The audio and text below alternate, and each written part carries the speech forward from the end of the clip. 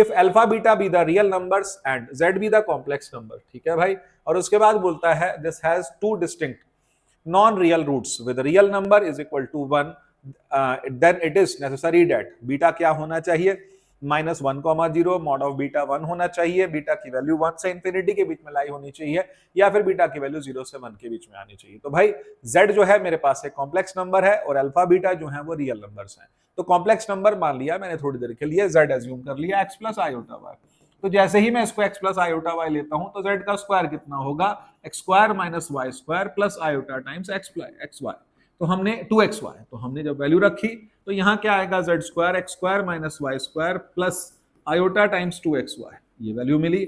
और उसके बाद प्लस अल्फा, अल्फा की वैल्यू तो अल्फा रही, z की जगह x प्लस आयोटा y और plus beta is equal to 0 आता है। तो फिर उसके बाद अगला टर्म क्या है, हम इसको सिंप्लीफाई करेंगे तो x square minus y square plus alpha times x, एक वैल्यू आ गई, और आयोटा टाइम्स दूसरी वैल्यू कौन सी आ रही है, y प्लस 2xy और इज इक्वल टू मेरे पास में क्या आ गया, 0। जब मैं कंपेयर करूंगा तो y into 1 plus 2x is equal to क्या आ गया, 0। इसका मतलब y की वैल्यू क्या आ रही है, 0, या फिर x की वैल्यू आ रही है -1/2। ये दो वैल्यूज आ रहे हैं मेरे पास में, किसके, x और y के। अगर इन वैल्यूज को रखते हैं तो फिर हम लोगों के पास में y की वैल्यू 0 आ रही है। y की वैल्यू 0 किस केस के अंदर आ रही है, तो कहता है a में y की वैल्यू 0 आ रही है।